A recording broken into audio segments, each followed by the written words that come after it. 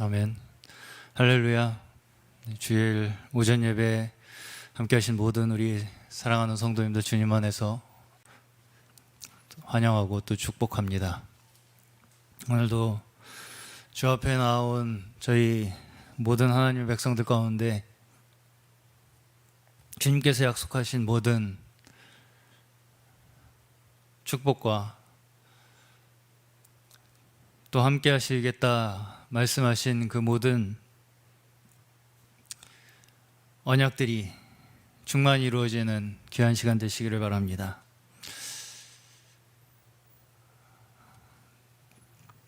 저번 주에 제 딸들이 눈에 컨택트 렌즈라는 거를 맞추러 안경점에 갔었어요. 컨택트 렌즈라는 게 아시겠지만 눈동자에다가 바로 이렇게 부착하는 시력 보정 기구죠. 네. 근데 그걸 옆에서 보니까 뭘 연습을 해야 되냐면 눈을 안 깜빡이고 렌즈를 눈에다가 끼는 연습을 해야 되더라고요. 그게 너무 눈을 보호하는 그 기능이 민감하다 보니까 자기가 자기의 눈에다가 시력을 보정하기 위해서 부착하는 기구조차도 보호하기 위해서 눈을 깜빡이게 되더라고요, 자동적으로. 제가 왜 이 말씀을 드리냐면 그 모습을 옆에서 보면서 전 무슨 생각이 들었냐면 하나님께서 우리를 눈동자와 같이 지켜주신다. 그 눈동자와 같이 지켜주신다는 말씀이 심지어 그렇게 어떤 상황과 의지에 달려있는 것이 아니라 정말 반사적으로 지켜주신다는 거죠. 우리가 어떠한 위험에, 어떠한 어려움에 처해 있을 때 하나님께서 그러한 상황 가운데 우리의 어떤 여러 가지의 조건들을 고려해서 보호해 주시는 게 아니라 눈동자와 같이 정말 반사적으로 우리를 보호해 주시는 그 시스템은 거의 자연 법칙보다 더 잘 작동하고 있다. 그렇게까지 우리를 보호해 주시는 하나님께서 우리와 함께 하시는데 우리가 무엇이 두려우랴 라는 생각이 들었습니다. 우리가 쉽지 않은 상황을 계속해서 맞닥뜨리고 지내고 있지만 이 모든 상황 가운데 하나님께서 우리를 진정 그렇게 지키시기 위한 자동적으로 돌아가는 시스템을 우리에게 주신 이상 우리는 그 어떤 것도 불안해할 필요 없고 두려워할 필요 없이 오직 주님의 그 함께하심, 동행하심을 믿고 의지할 때 하나님의 택하신 우리 백성들에게는 늘 기쁨과 평안이 넘칠 것임을 믿습니다. 우리 함께 오늘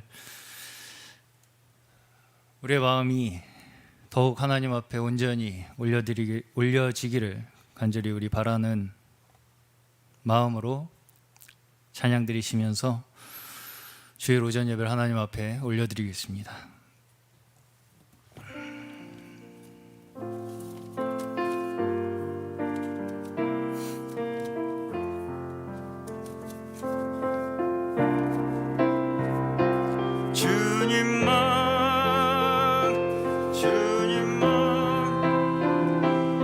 주님만 사랑하리 나의 왕 나의 주님 주님을 더욱 알기 원해 나 주님께 오직 주께 경배하네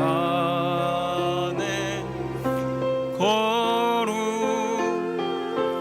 거룩 존귀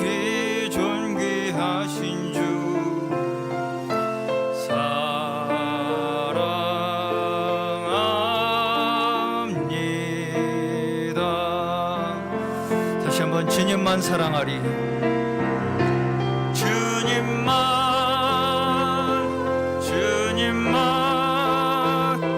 주님만 사랑하리.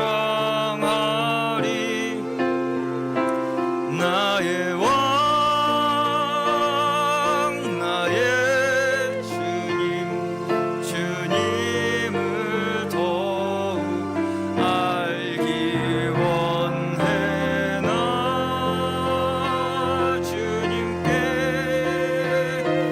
오직 주께 경배하네. 거룩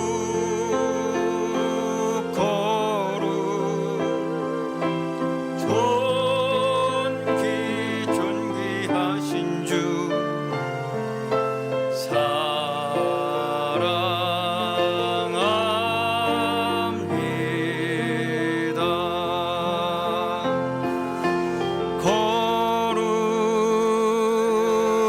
거룩 존귀하신 주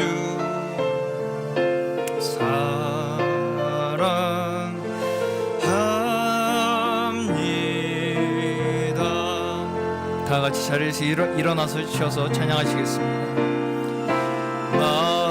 만유의 주제 존귀하신 예수 사람이 되신 하나님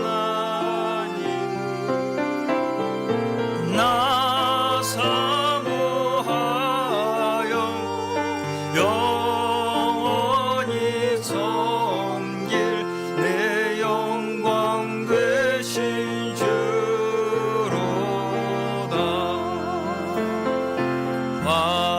화려한 동산 후성한 저수목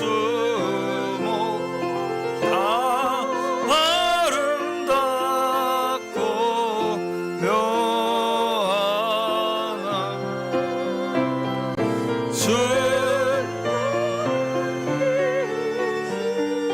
더 아름다워 봄 같은 기쁨 주시네. 광명한 해와 명랑한 저 달빛 수많은 별들 있나나 주 예수 미친 주 예수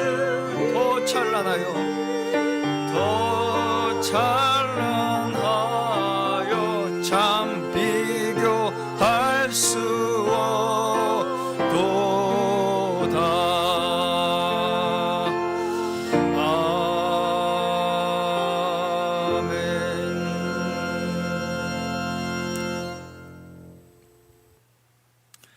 오직 너는 스스로 삼가며 내 마음을 힘써 지키라. 그리하여 내가 눈으로 본 그 일을 잊어버리지 말라. 내가 생존하는 날 동안에 그 일들이 내 마음에서 떠나지 않도록 조심하라. 너는 그 일들을 내 아들들과 내 손자들에게 알게 하라. 아멘. 사랑과 은혜가 풍성하신 하나님 아버지 감사합니다. 오늘도 주께서 택정하신 아버지의 자녀들이 한 주간을 주의 베푸신 은혜 가운데 보내고 감사함으로 다시금 주 앞에 나아갑니다. 본래 저희 어리석고 미련하여 하나님께서 우리에게 모든 것을 주시고 또 베푸셨음을 잊어버리고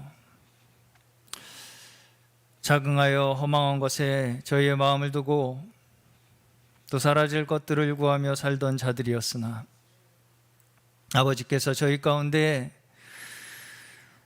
늘 살아계시며 지금도 저희 가운데 역사하고 계심을 저의 마음속에 밝히 계시하여 주셨사오니 이 시간 저희는 오직 전능하신 아버지의 손에 모든 것이 달려 있음을 믿으며 그 손에 모든 것을 의지하며 오직 주님만이 영광받기 합당하신 한 분이심을 고백합니다. 주를 위한 이 자리에 오직 온전히 예배하는 저희의 심령으로 주님의 기쁨 되는 귀한 예배의 시간 되게 하여 주시옵소서. 시종을 주께 의탁드리오며 우리 구주 예수 그리스도의 이름으로 기도드리옵나이다. 아멘.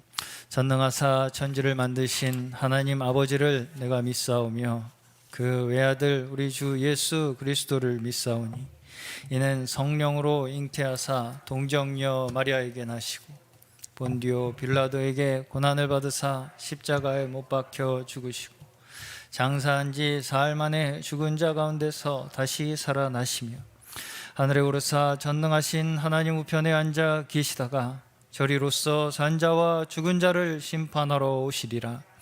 성령을 믿사오며 거룩한 공예와 성도가 서로 교통하는 것과 죄를 사하여 주시는 것과 몸이 다시 사는 것과 영원히 사는 것을 믿사옵나이다. 아멘. 함께 찬송가 322장 세상의 헛된 신을 버리고 함께 찬양하시겠습니다.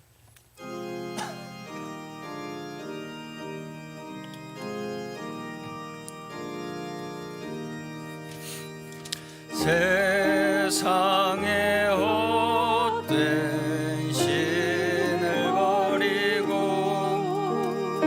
하나님 이름 높여 기리세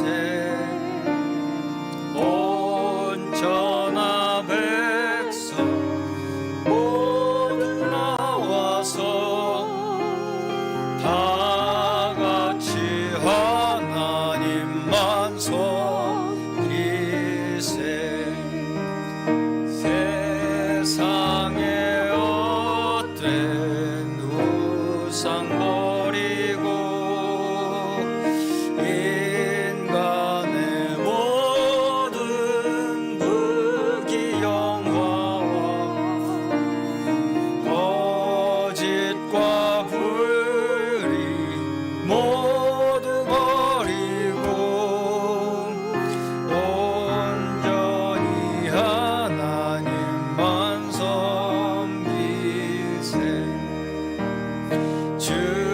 주님의 백성 서로 애하려 시기와 미움 마주 버리고 하나님만을 홀로 섬기는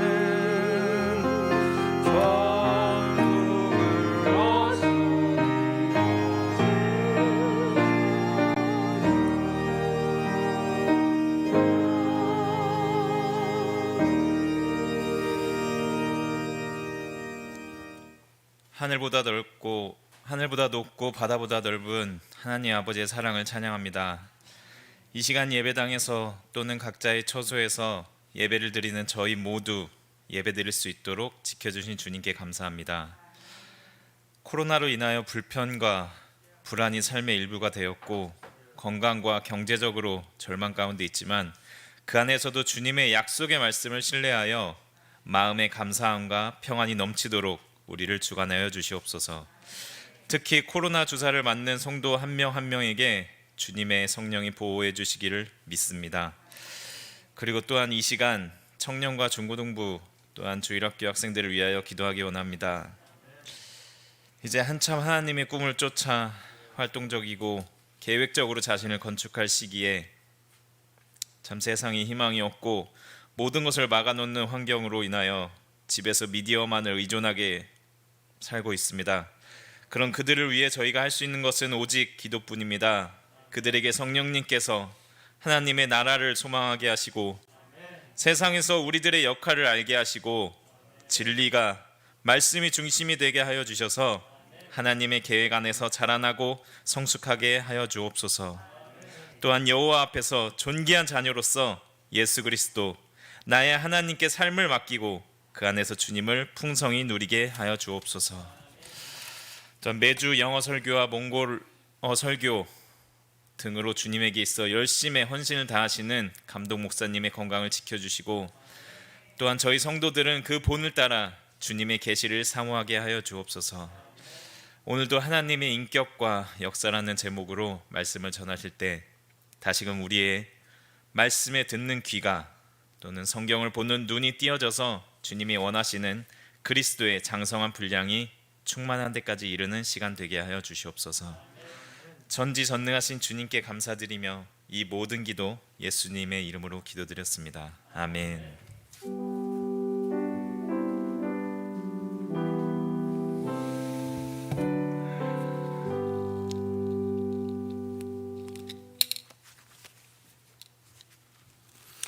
오늘 저에게 주시는 하나님의 말씀은 로마서 11장 29절에서 36절까지 말씀입니다. 오늘 저에게 주시는 하나님의 말씀 로마서 11장 29절에서 36절까지 말씀입니다. 신약 성경 255페이지쯤에 있습니다. 제가 한 절, 성도님들께서 한 절 이렇게 교독하시겠습니다. 제가 29절부터 봉독하겠습니다. 하나님의 은사와 부르심에는 후회하심이 없느니라. 전에 하나님께 순종하지 이스라엘에 순종치 아니함으로 이제 긍휼을 입었는지, 이와 같이 이 사람들이 순종치 아니하니 이는 너희에게 베푸시는 긍휼로 이제 저희도 긍휼을 얻게 하려 하심이니라. 하나님이 모든 사람을 순종치 아니하며 가두어 두시고 모든 사람에게 긍휼을 베풀려 하심이로다.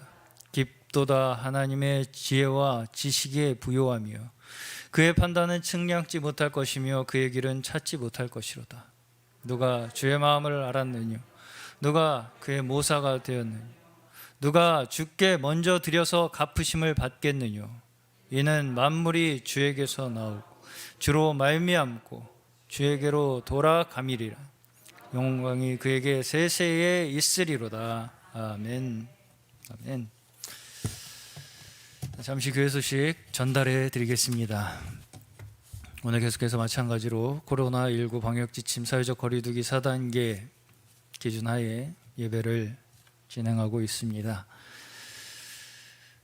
현재 사회적 거리두기 교회 모임의 기준은 좌석 10% 이내 허용으로 되어 있습니다. 그래서 현재 수예배실과 식당까지 포함해서 영상으로 함께 예배 드리실 수 있도록 준비가 되어 있습니다. 그리고 또한 계속해서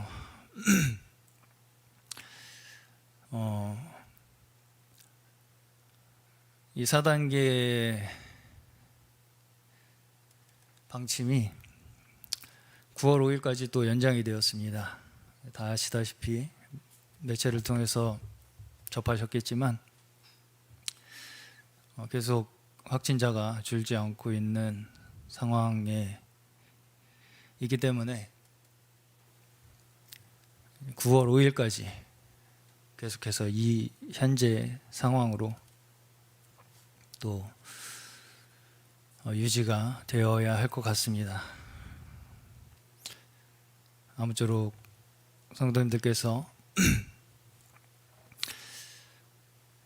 이 모든 상황 가운데 우리를 지키시는 하나님께서 어떤 한 영혼도 주님께서 놓지 않으실 것을 우리는 간절히 믿으며 또 그 가운데 주시는 주님의 더 풍성하신 은혜를 바라며 주님 앞에 나아가는 그런 귀한 시간이 될 수 있기를 주님의 이름으로 축원합니다. 계속해서 온라인 예배 유튜브를 통하여 병행하고 있습니다. 이동구 목사님 영어와 또 몽고로 설교 영상 그리고 찬양 영상 유튜브 방송으로 계속해서 제작 중에 있습니다. 네. 영어 영상은 일주일에 2번씩 제작되고 있고요. 몽골어를 이번 주부터 이제 본격적으로 1회씩 일주일에 1회씩 제작을 하기 시작했습니다. 사실 언어를 새로 배워서 메시지까지 전한다는 게 쉽지 않은 일인데 이 모든 것을 소화하시느라고 우리 감독 목사님께서 조금 뭐 처음이니까 그렇겠지만 더 그렇겠지만 건강을 위해서 또 그 모든 일을 수행하는 데 있어서 주님께서 더 영육간에 붙들어 주시기를 우리 성도님께서 합심하여 기도해 주시기를 바랍니다. 속내 비전관 내부 정리가 계속해서 진행 중에 있습니다. 마찬가지로 지속적으로 협력 관심을 부탁드리겠습니다. 주보에 나온 자세한 사항 더 참고해 주시고 기도도 해 주시고 그렇게 해 주시기를 바랍니다. 우리 이 시간에 준비하신 예물 드리시는 시간 갖겠습니다. 준비하신 예물은 본당 입구에 마련된 봉헌함과 온라인 헌금 계좌 이용해 주시면 되겠습니다. 준비하신 예물 드리시는 동안 우리 함께 아무것도 두려워 말라라는 찬양으로 하나님 앞에 영광 돌리시겠습니다.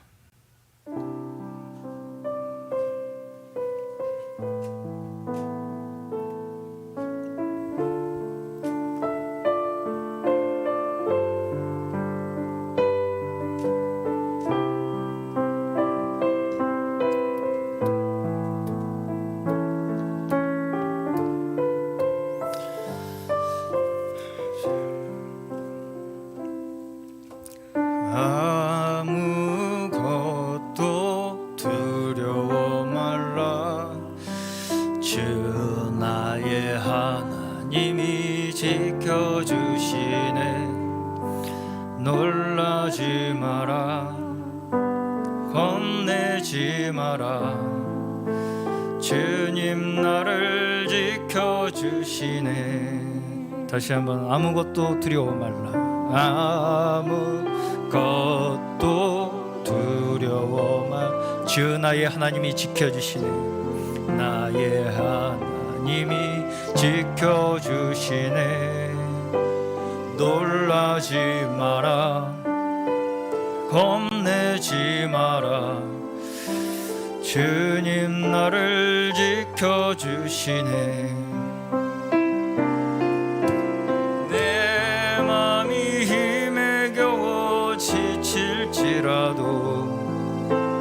주님 나를 지켜주시네.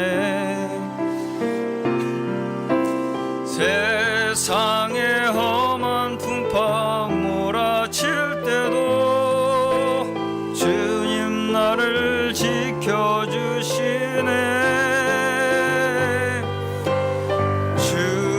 주님은 나의 산성,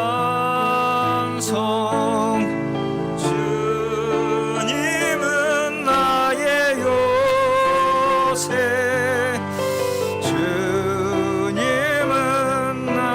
소망, 나의 힘이 되신 여호와. 다시 한번 아무것도 두려워 말라. 아무것도 두려워 말라. 주 나의 하나님이 지켜주시네. 놀라지 마라, 겁내지 마라. 주님 나를 지켜주시네. 내 맘이 힘에 겨워 지칠지라도, 내 맘이 힘에 겨워 지칠지라도 주님 나를 지켜주시네. 나를 지켜주시네. 세상의 험한 풍파 몰아칠 때도, 상의 험한 풍파 몰아칠 때도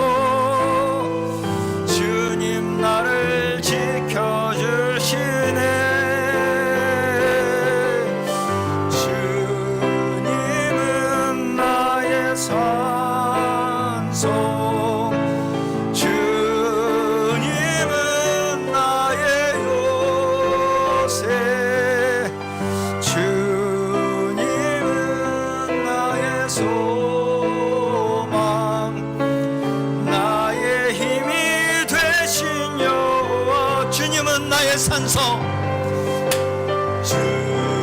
주님은 나의 주님은 나의 요새, 주님은 나의 주님은 나의 소망, 주님은 나의 나의 힘이 되신 여호와, 나의 힘이 되신 여호와.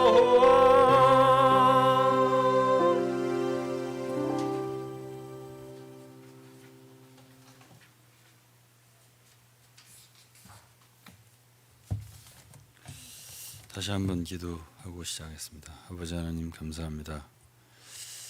우리에게 이렇게 모일 수 있는 은혜를 주시고 또 모이지 못하더라도 각 가정에서 예배할 수 있는 은혜를 주셔서 감사드립니다.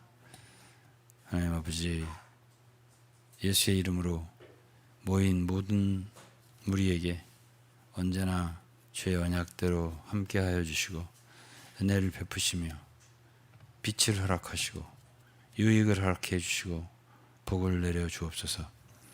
오늘 특별히 드려진 예물 외에도 주님 축복하시고 손길들을 기억하여 주옵소서. 특별히 오늘 전하는 말씀 기름 부으시고 이 말씀이 참으로 성들의 영적인 양식되고 또 음료가 되고 일생 살아가는데 큰 도움되는 빛되는 말씀 되도록 축복해 주옵소서. 예수 그리스도의 이름으로 기도했습니다. 아멘. 오늘은 제목이 하나님의 역사와 인격과 역사인데 하나님의 인격이라고 한다면은 사람도 인격이 있듯이 하나님도 하나의 인격이 있다. 그리고 그 역사, 그분의 일하시는 역사하시는 그것과 인격은 관계가 있다. 관계가 있겠죠. 어떤 사람이 어떤 일을 하는 것은 그 사람의 인격과 관계가 매우 깊습니다. 그 인격이 고상한 사람은 일을 고상하게 하는 것이고요. 그 인격이 아직 부족한 사람은 일을 부족하게 해요. 일을 망가뜨리지요. 죽은 종교, 우상 이런 것들은 인격을 말할 필요가 없어요. 왜냐하면 뭐 살아있지 않으니까. 그러나 우리 하나님은 살아계시기 때문에 인격이실 거 아니에요. 오늘은 주로 세 가지에서 하나님 인격을 볼 것인데, 첫째는 창조. 창조도 하나의 역사잖아요.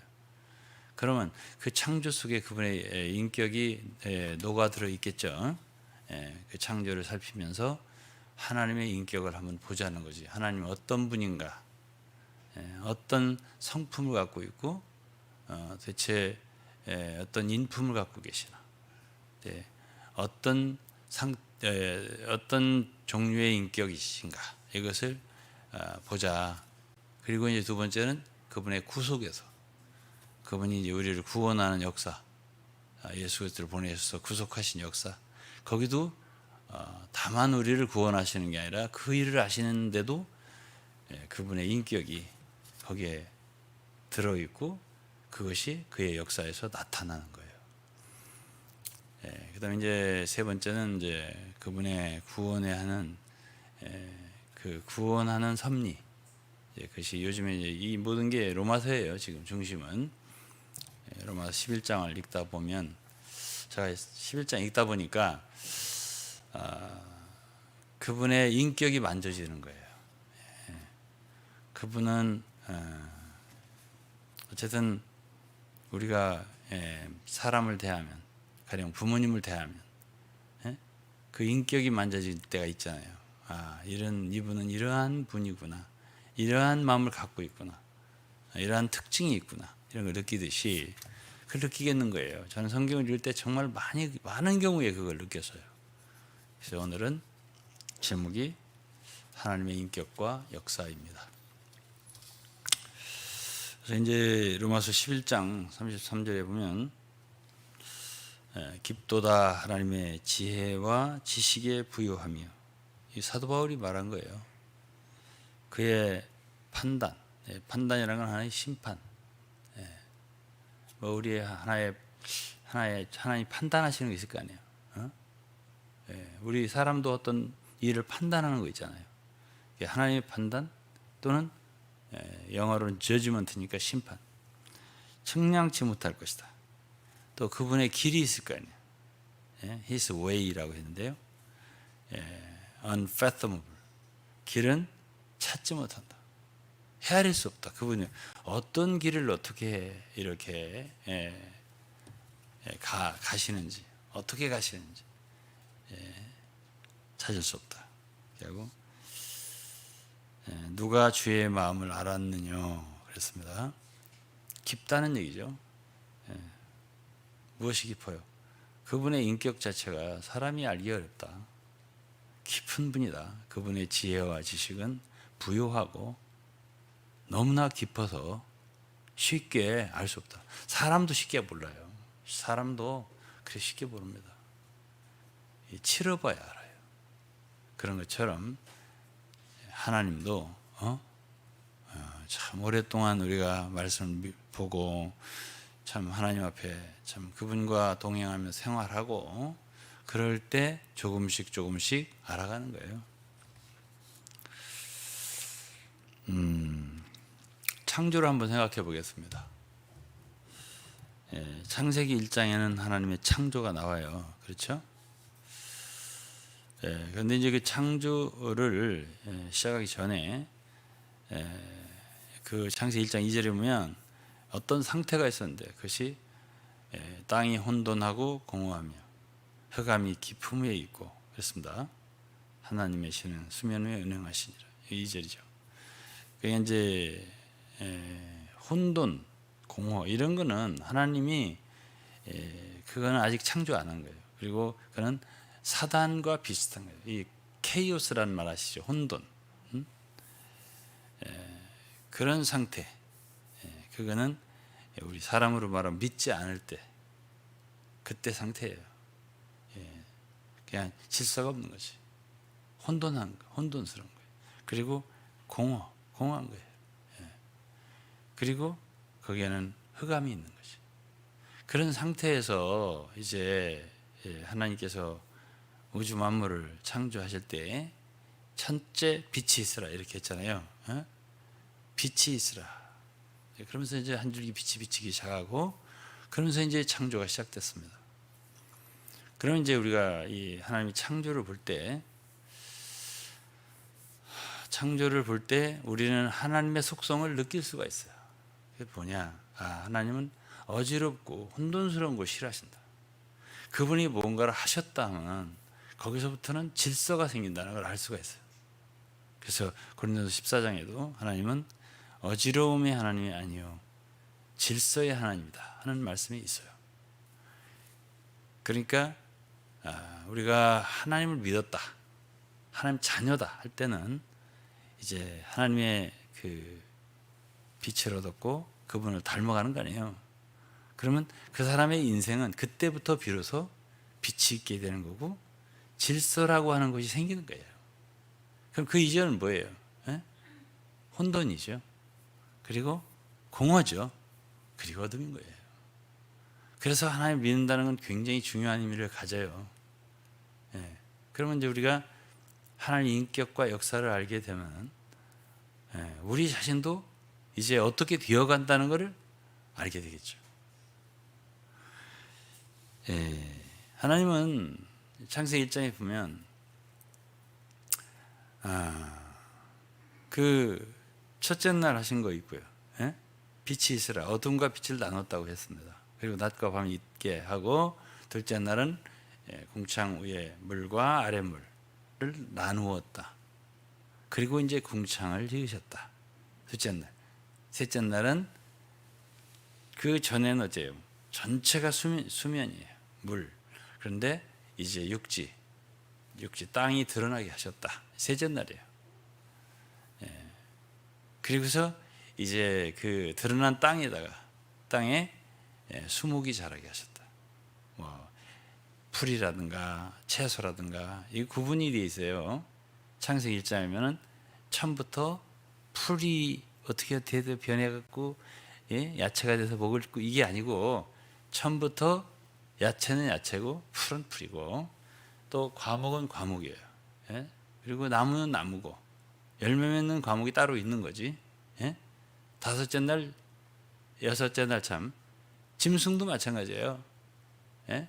그냥 야생 동물은 동물이고 소, 말, 뭐 양 이런 육축 있잖아요. 육축은 육축대로 따로 지으신 거지. 그냥 짐승이 막 이렇게 되다 보니까 어떤 거는 이제 집에서 키우고 약 육축된 건 아니고 창세기 1장 보면은 아예 종류가 다 처음부터 달라요. 이렇게 지으셨단 말이에요. 그러니까 우리는 이러한 것에서 이렇게 언뜻 봐도 하나님은 뭘 하시면은 첫째가 있고 둘째 날이 있고 셋째 날 하신 게 있고 넷째 날 하신 게 있고 순서대로 하셨고 그 다음에는 뭔가 확실히 구분할 건 확실히 구분하시고 어둠과 빛을 나누고 위의 물과 아래의 물을 나누고 이렇게 뭔가 분명하게 하시는 거예요. 그럼에도 불구하고 넷째 날은 태양 두 광명이라고 그러는데 밤에는 달, 낮에는 해. 그래가지고 태양은 낮을 주관하게 만드시고 달은 밤을 주관하게 만드셨다. 이런 말씀 있잖아요. 뭔가 주관한다 이거지. 예? 이렇게 해서 낮과 밤이 이루어지게 하셨어요. 그리고 이제 바다가 생겼잖아요. 예, 이거는 이제 셋째 날 육지가 드러나면서 바닷물이 이제 물러갔을 거 아니에요. 이러한 자세한 광경은 창세기 1장에만 있는 게 아니에요. 자세하게 이 창조에 대한 것은 또 다른 성경에도 있어요. 시편 104편에 읽어보면 자세하게 그때의 광경이 나와요. 굉장히 장엄하고 아름답죠. 그리고 욥기 38장에도 그런 광경이 나와요. 그러니까 여기저기에 이렇게 나뉘어져 있어요. 그럼 그런 모든 것들을 볼 때는 거기에 하나님의 창조의 그 능력도 나타나고 그분의 성품도 나타나요. 보기에 좋았더라. 그럼 좋아하시는 분이에요. 어떤 걸 보면 좋아해요. 빛이 있으라. 보시기에 좋았더라. 또 어떻게 창조가 그분 뜻대로 이루어졌을 때 심히 좋았더라. 사람을 지으시고는 참 심히 좋았다고 하셨어요. 그러니까 그분은 우리 인간처럼 기쁨이 있어. 어떤 건 싫어. 내가 야곱은 사랑하고 에서는 미워하였다. 이런 뭔가 인격이 있단 말이에요. 어떤 거는 싫어하세요. 어떤 것은 좋아하세요. 이런 인격이 있는 하나님이라는 걸 우리가 창조의 역사를 통해서도 알 수가 있는 거예요. 그렇겠죠? 그래서 엿새 동안은 그분은 부지런히 창조를 하시고 그리고 일곱째 날 될 때 안식을 하셨습니다. 그분은 쉬는 것도 아셔요. 그러니까 쉬기도 하시고 일도 하시고 그렇게 하기 때문에 다 뜻이 있죠. 우리가 만일 하나님을 이렇게 하나님이 하신 일을 본다면은 주 예수님 똑같아요. 그분도 하나님이시니까 제자들에게 열심히 가서 전도하고 뭐 이렇게 하게 하시기도 하지만은 이제는 좀 쉬어라 이렇게 쉬게도 하시고 이렇게 하시는 분이세요. 우리가 이제 성경을 읽으면 그래요. 이 말씀을 보면 그분의 역사에서 오늘 지금은 창조에서 그분의 인격이 나타난다 그 말이에요. 이런 하나님이시구나. 그렇죠? 그래서 로마서 1장 20절에는 창세로부터 그의 보이지 않는 것들 영원하신 능력과 신성이 그 만드신 만물에 분명히 보여 알게 되나니 그렇습니다. 그의 만드신 만물을 보고 보이지 않는 그분의 신성, 그분의 능력이 우리가 알 수 있는 거죠. 욥기 38장을 잠시 한번 보겠습니다. 욥기 38장 4절부터 보면 내가 땅에 기초를 놓을 때에 네가 어디 있었느냐 네가 깨달아 알았거든 말할지니라 누가 그 도량을 정하였는지 누가 그 준승을 그 위에 띄웠는지 네가 아느냐. 하나님께서는 이 땅을 지으실 때 그냥 대충 있어라 해서 있는 게 아니고 마치 이 말씀을 읽으면 집을 짓는 것처럼 건축하는 것처럼 이 땅을 기초를 놓았다. 건축할 때 여러분 기초를 파잖아요. 땅 터파기를 먼저 하잖아. 기초를. 그런 것처럼 이 육지를 하나님께서 창조할 때 기초가 있게 했다. 이건 성경이 아니면 그런 말을 하는 데는 없어요. 그러면 이 말씀을 읽을 때 우리는 하나님이 이 육지를 지을 때 도량을 가지고 측량을 해가면서 measurement라고 그래요, 영어로. 이것이 5절 말씀이거든요. 누가 그 도량을 정하였느냐. 그 준승, 하나의 라인이에요. 줄을 띄어가면서 이렇게 집 짓듯이 하신 거예요. 이 육지가. 그 위에 띄었는지 내가 아니야. 준승을, 그 줄을 누가 그렇게 스트레치드 라인이니까 줄을 띄어가면서 육지를 지었다는 뜻이거든요. 또 육지는 그 주초는 무엇 위에 세웠고, 그 베이스, 주초란 베이스예요. 기초와 비슷한데 무엇 위에 세웠고 그 모퉁이 돌, 건축할 때 모퉁이 돌이 있잖아요. 코너스톤. 그럼 이런 그 돌을 놓았다. 그러니까 연결해가면서 땅을 이렇게 그러면서 이 땅을 지으셨다는 거예요. 그럼 이 성경 아니면 이런 얘기가 없죠. 그냥 자연히 뭐 산이 있는 거고 그냥 육지 있는 거고 이렇게 생각하지. 누가 이렇게 자세하게 이 지구상 이 땅을 이렇게 만들었다는 걸 어디서 얘기하고 있어요? 그러니까 창세기 1장에 대한 여러 가지 그 각주가 설명이 제가 말했잖아요. 욥기 38장에 쭉 있고 시편 104편에도 있어요. 여러분 읽어보셔요. 시편 104편 제가 읽어드리고 싶지만은 여러분들 읽어도 충분히 알 수가 있으니까 그 물이 어떻게 물러갔는지 이런 모든 광경이 쭉 설명이 되어 있어요. 그 다음에 8절에는 바닷물이 태에서 나온 같이 넘쳐 흐를 때에 문으로 그것을 막은 자가 누구냐. 그러니까 이 바닷물이 어디서부터 나왔다는 거예요. 솟아났다 이거지. 그럴 때에 그것을 누가 막았냐. 어디까지만 넘쳐라.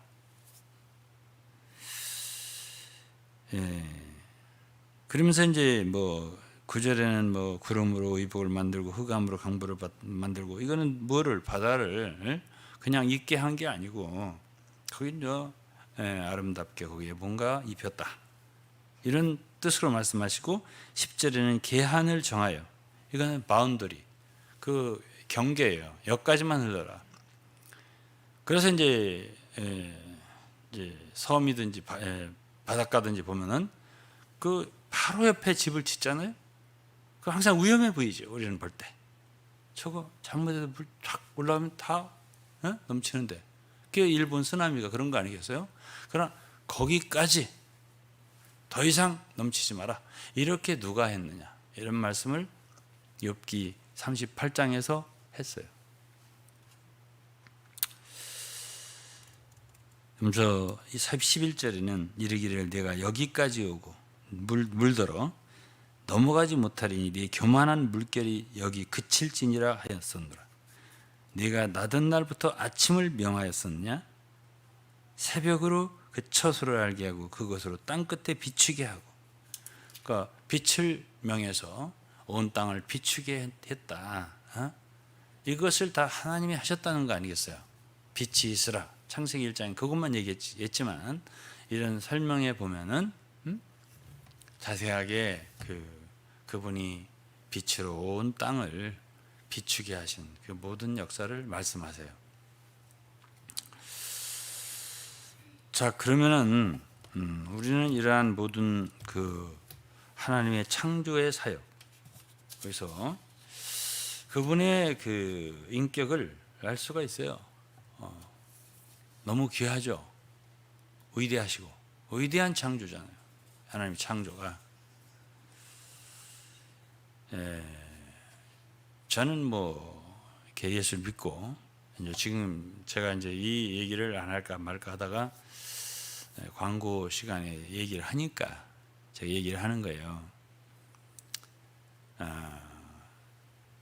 믿지 않으면 사실 그 인생은 공허한 인생이고요.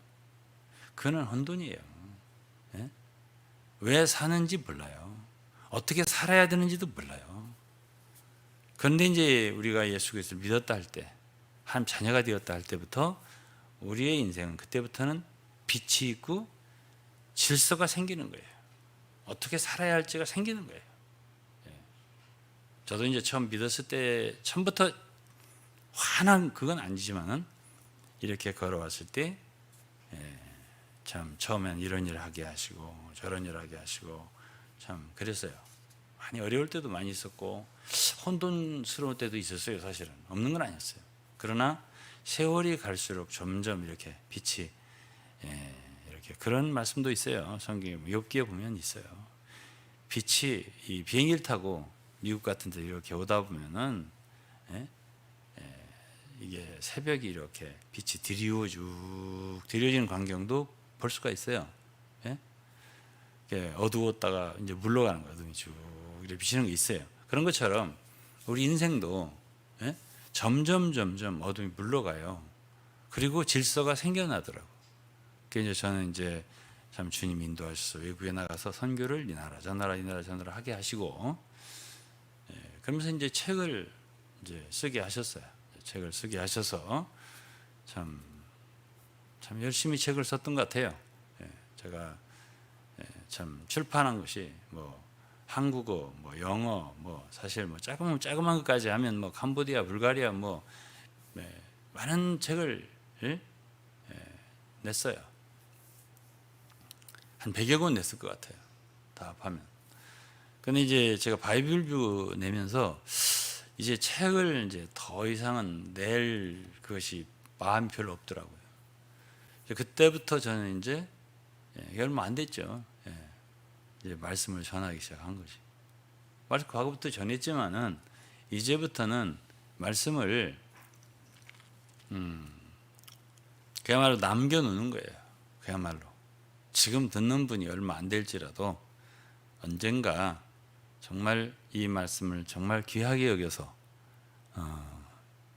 들을 사람들이 있다면 지금 뭐 유튜브 시대고 컴퓨터 시대고 누구든지 뭐 원하면 검색을 해서 들으면 어디서든지 들을 수 있잖아요. 그런 시대가 왔기 때문에 이제는 저는 책을 써서 서점에 배포하고 많은 사람들이 읽게 하는 것 말고도 이것도 하나의 책을 쓰는 것과 어찌 보면 그 동기는 같아요. 말씀을 해 놓는 거예요. 말 전해 놓는 거죠. 그래서 이제 그것이 뭐 100개가 되든 300메시지가 되든 500메시지가 되든 이렇게 해 놓으면 이제 필요한 사람들이 그 말씀을 그때그때 찾아서 들으면은 유익하지 않겠냐. 그래서 이제 많은 말씀을 전하게 되고 그다음에 이제 제가 좀 할 수 없는 건 못 하는데 이제 어쨌든 젊을 때부터 영어를 했으니까 영어로 하나님 말씀을 증거하기 시작한 거예요. 그것이 지금 뭐 한 30개 가까이 됐을 거예요. 그래 이제 점점 쌓아 놓는 거예요.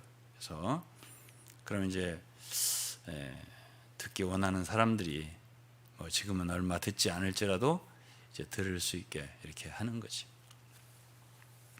그다음에 최근에 이제 제가 진짜 아닌 게 아니라 몽골어를 한 2, 3주 전에 배우기 시작해서요. 참 우리 성경자매 도움으로 제가 그 첫 메시지를 올렸어요. 그래서 이제 지금으로서는 한 주에 하나는 어렵고 한 2주에 하나 정도씩 이렇게 한번 올려볼까 이렇게 연습을 하고 있어요. 이렇게 훈련을 하고 있어요. 이제 그러한 이 모든 것들, 그러면서 저는 이런 한 가지가 매주 보면은 제가 이제 영어로 메시지를 올리면 그거를 전하기 위해서 저는 원고를 작성할 거 아니에요. 처음에는 제가 원고 안 작성하고 했어요. 막 했는데 안 되겠더라고요. 왜? 외국 사람, 미국 사람이랑 원어민들이 들을 때 이 좀 문장이 이상하네 이렇게 하는 말씀도 있을 것 같아서 제가 원고를 철저히 작성해요. 지금은. 그럼 이제 그렇게 해서 이제 참 책을 쓰듯이 작은 책을 하나씩 쓰듯이 이게 말씀을 남긴단 말이에요.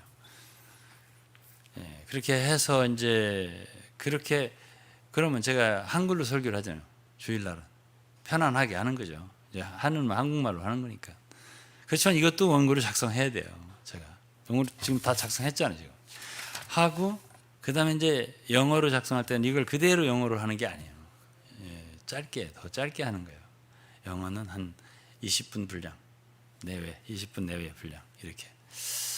그래서 이제 그거를 작성해서 이제 올려요. 올리면 한 하루 이틀 후에 뭐가 오냐면은 자막이 와요. 저에게.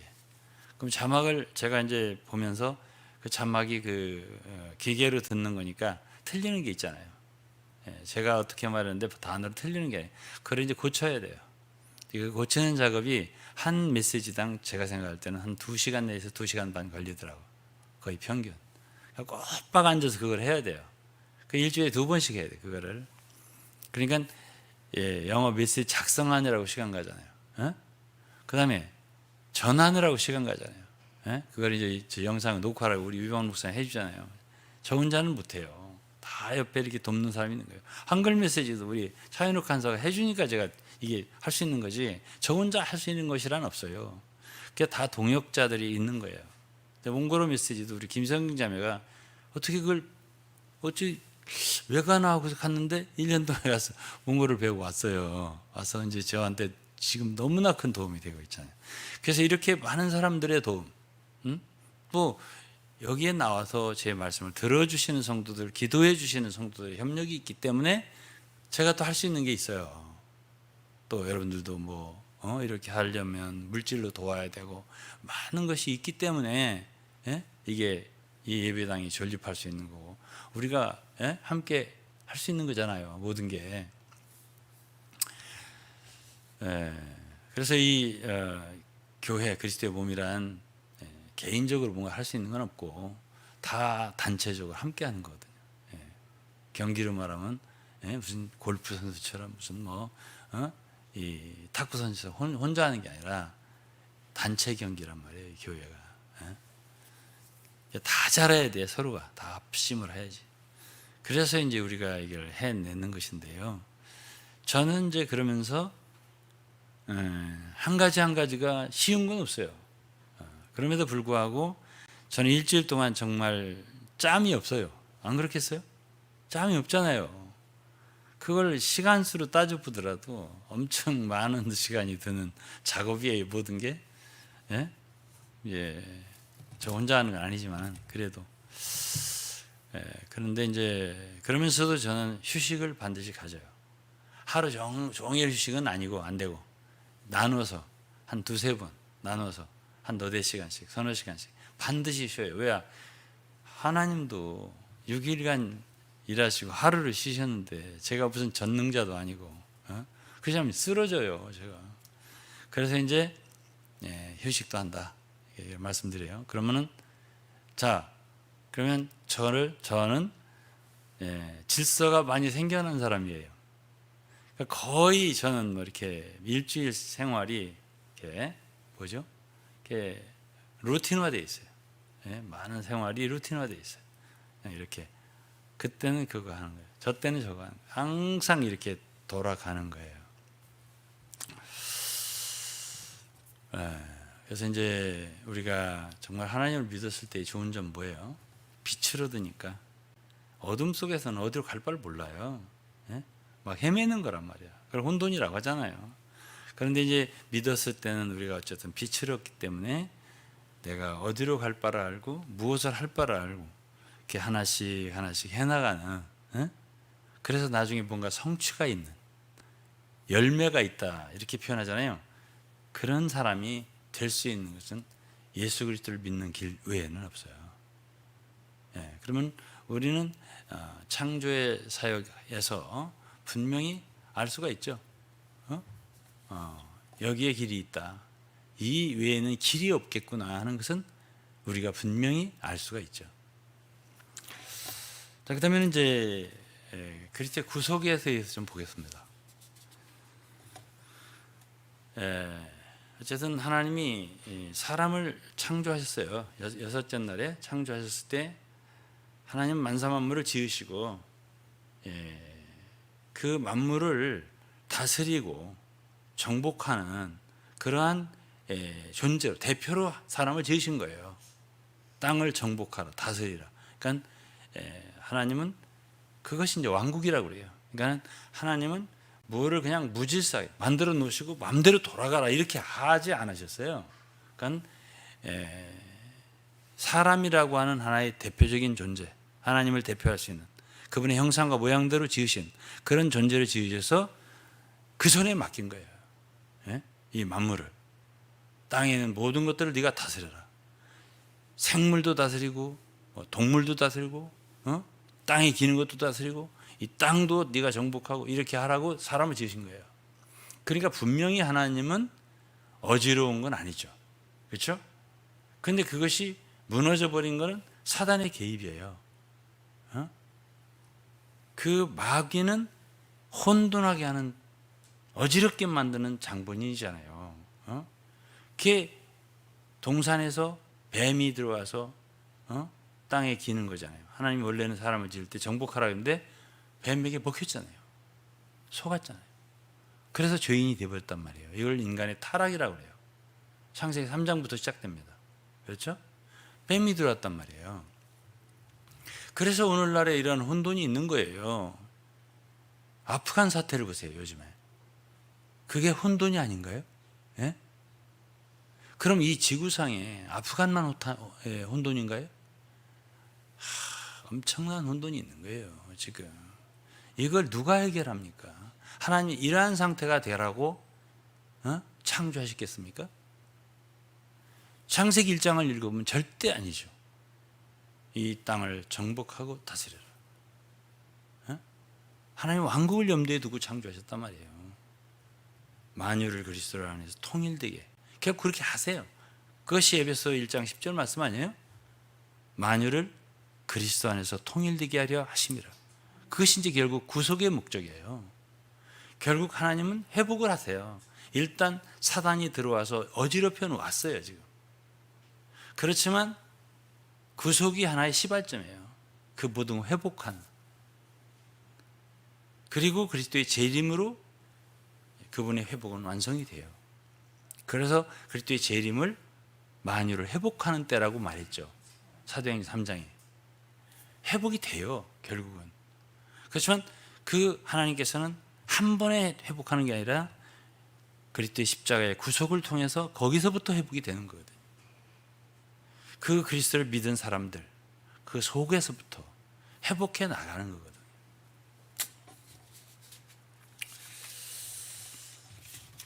뭐 오늘 모든 얘기를 다 할 수 없잖아요.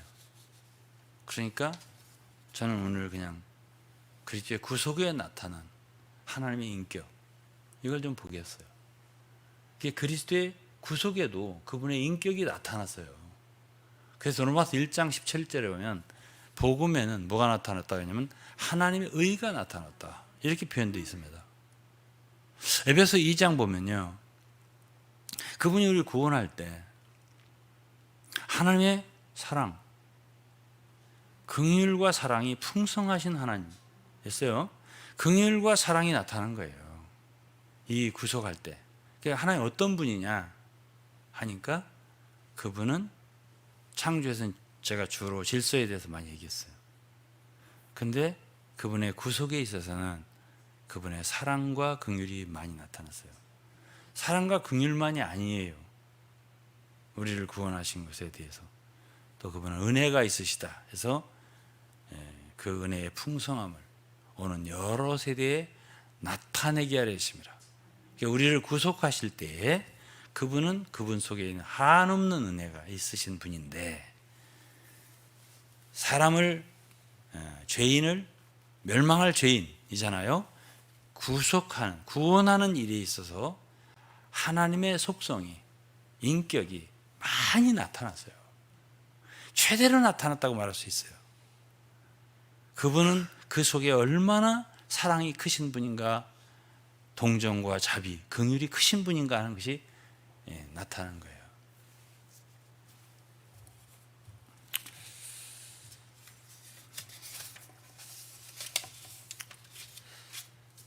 그래서 이제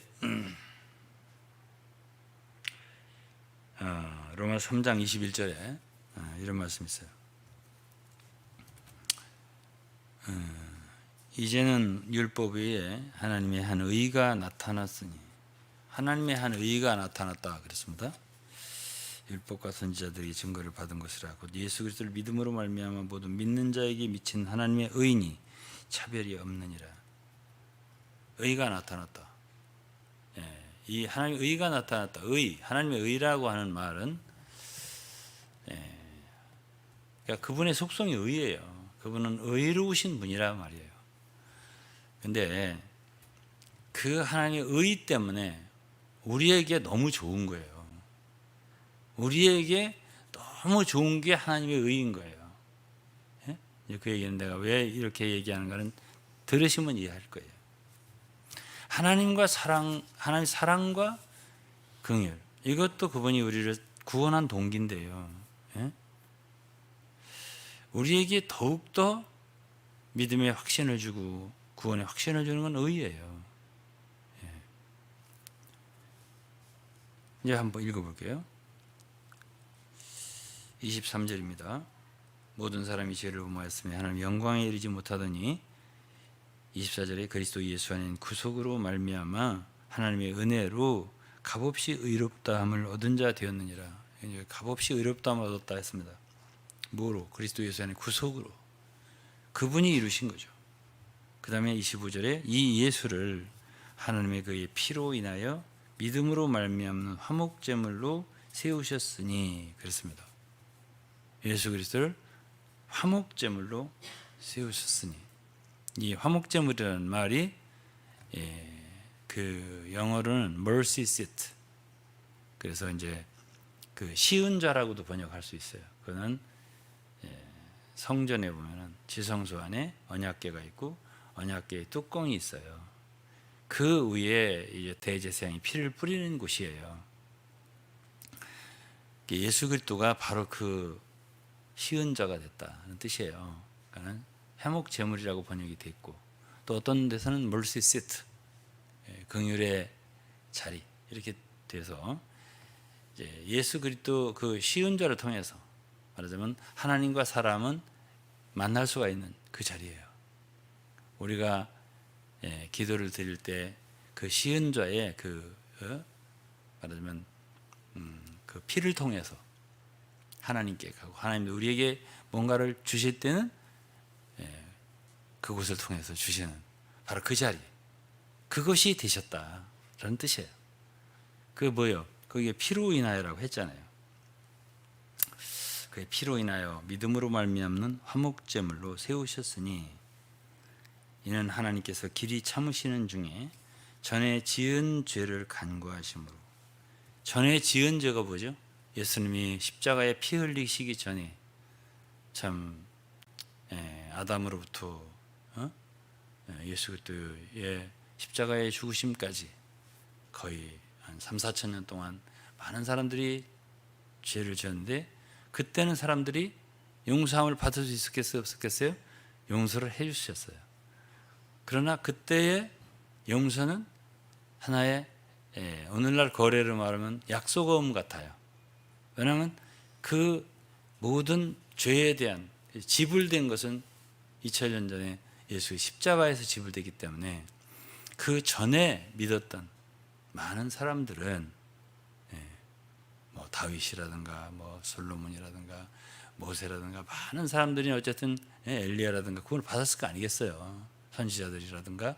그럼 그런 사람들이 어떻게 받았을까요? 다 예수 그리스도 십자가의 공로예요. 그분의 피로써 용서를 받는 것이지 그 외로는 안 돼요. 그렇지만은 전에 지은 죄를 간과했다는 말은 바로 그 뜻이에요. 간과하셨다. 그리고 자기의 의로우심을 나타내려 하심이니 곧 이때에 자기의 의로우심을 나타내서 자기도 의로우심이요. 그렇죠?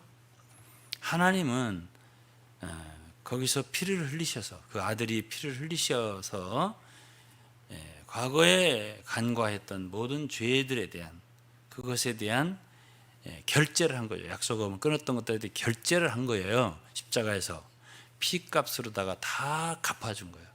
그 뒤에 믿는 사람들은 물론 그 피로 용서함을 받는 것이지만 그 전에도 그 문제를 해결해야 할 거 아니에요. 예? 그래서 그건 다만 과거에는 언약으로 이렇게 약속으로 해서 어음처럼 끊어줘서 용서를 했지만은 주님은 그 문제를 해결해야 되기 때문에 그 아들을 이 세상에 보내셔서 말하자면 제물로 드려서 그 피를 흘리게 하셔서 그 죄에 대한 대가를 과거나 예수님 당시 현재나 그 후에 미래나 모든 죄값을 다 치르셔서 그분의 의로우심을 나타냈다는 거예요. 그러니까 하나님은 그분이 구속에 있어서 우리를 용서하고 구원하는 일에 있어서도 뭘 나타냈다고요? 하나님의 의를 나타냈다 그 말이에요. 그분의 의로우심을 나타내셨다. 그러니까 이 성경에서 우리에게 말해주는 것은 그분은 그분의 구속하는 일에 있어서도 우리를 구원하는 일에 있어서도 그냥 적당히 봐주는 식으로 사랑하니까 용서해 주겠다, 구원해 주겠다 그게 아니고 그분은 그분의 의로운 인격에 맞게 속성에 맞게 그 대가를 완전하게 치르겠다. 그러면 우리 모든 사람, 많은 사람의 죄가 아담 하나 때문에 와서 이 많은 사람이 죄인이 된 것처럼 또 하나의 마지막 아담 같은 그러한 존재를 이 세상에 보내셨는데 그분이 예수 그리스도예요. 그러면 그 아담 때문에 이 많은 사람이 죄인이 될 수 있었다면은 예수 그리스도 한 분의 순종하심으로 많은 사람이 의인이 의롭게 될 수 있는 게 아니냐. 이건 굉장히 공의로운 거예요. 그게 굉장히 합당한 거예요. 그래서 로마서 5장 19절에는 한 사람의 순종치 아니함으로 많은 사람이 죄인이 된 것 같이 한 사람의 순종하심으로 많은 사람이 의인이 되리라. 이렇게 한 사람 대 한 사람. 그리고 한 사람 한 사람도 아니에요. 18절에 한 범죄로 인하여 많은 사람이 정죄에 이르렀어. 이 18절 말씀이에요. 5장 18절. 의로운 한 순종으로 말미암아 순종한 한 행동으로 말미암아 많은 사람이 의롭다 함으로도 생명에 이를 수 있다. 이건 지극히 합당한 거란 말이에요. 의로운 것이란 말이에요. 작은 것, 큰 문제를 작은 문제로 상쇄시킨 게 아니에요. 완전하게 그렇게 우리를 구원하신 일에 있어서 하나님은 그분의 의를 온전히 나타내셨다. 그런 말씀이에요. 그래서 이 로마 3장 보면은 26절에 이때에 자기의 의로우심을 나타내셨어요. 의로우심을 나타내사 우리를 구원하신 일에 우리가 구원받나 안 받나 이걸 주의한 것만이 아니에요. 하나님은 오늘날 많은 사람들은 내가 구원을 받았냐 안 받았냐, 당신이 받았냐 안 받았냐 한번 확인 좀 해보자 뭐 이런 얘기, 그런 것에 많은 중점을 두는 사람 많아요. 그런데 성경에서는 놀랍게도 그 얘기보다 하나님은 내가 너희들을 구원하는데 내가 의롭게 했다, 이것을 많이 말씀하시거든요. 그러니까 우리가 예수를 믿었다 할 때는 우리는 하나님의 사랑과 은혜로 구원을 받았다, 이뿐 아니에요. 우리는 하나님 의로 구원을 받은 거예요. 왜 그러냐면은 그분은 의로우시기 때문에 예수 믿는 자를 구원한다고 했잖아요. 그런데 다시 나중에 가서 심판대 앞에 가니까는 너는 너무 죄를 많이 졌잖아, 너는 할 수 없이 지옥 가야 되겠다, 이렇게 하실 수가 없어요. 왜 그러냐? 그거 한 번 그렇게 하셨으면요, 그렇게 할 수밖에 없는 분이세요. 왜? 그분은 모든 행사가 의로우시니까요. 그래, 그분의 의 때문에 의로우신 하나님이기 때문에 우리는 확신을 가질 수 있는 거예요. 예? 다시 나를 정죄할 수 없으시구나. 왜? 그분이 의로우시니까. 너희를 의롭다 하시는 이는 하나님이시니. 로마 8장이에요. 누가 너희를 정죄하리요? 하나님도 우리를 정죄 못 하셔요. 이제는 끝났어요. 우리는 결코 그리스도 예수 안에 있는 우리에게는 결코 정죄가 없다. 할 수 없는 거예요. 그래서 이 의가 소중하다는 말을 제가 한 거예요. 하나님 의가 소중한 거예요.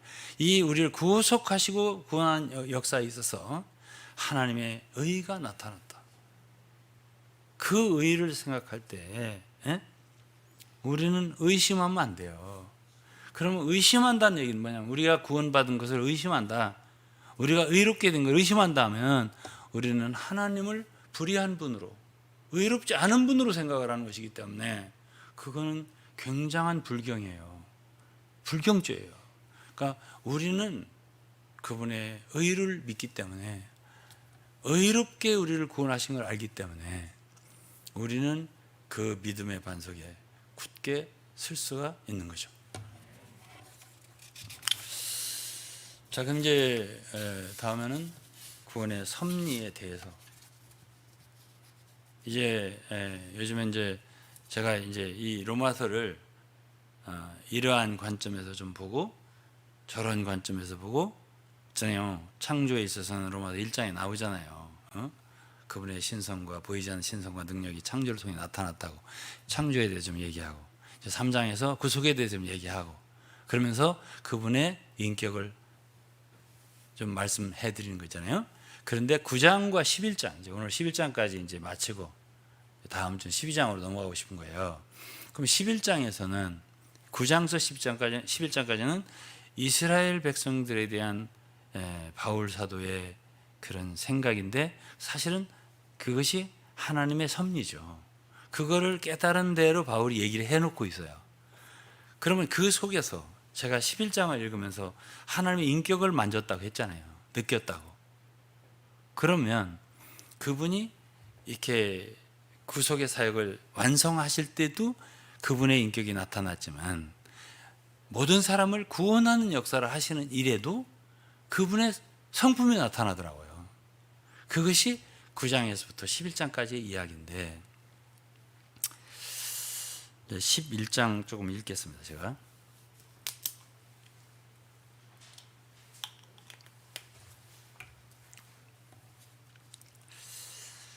11장 15절이에요. 저희를 버리는 것이 세상의 화목이 되거든 그 받아들이는 것이 죽은 자 가운데 사는 것이 아니면 무엇이리요. 저희가 누구냐면 유대인들이에요. 어찌 보면 유대인들은 예수 그리스도가 오셨을 때부터 대적했잖아요.